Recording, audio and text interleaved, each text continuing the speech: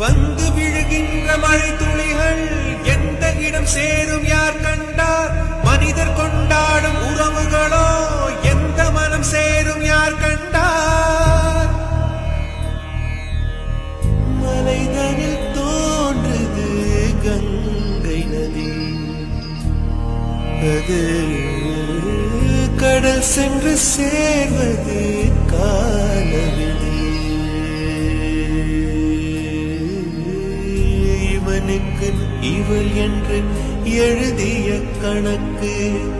கணக்குகள் புரியாமல் கனவுக்குள் வழக்கு. இவனுக்கு இவள் என்று எழுதிய கணக்குகள்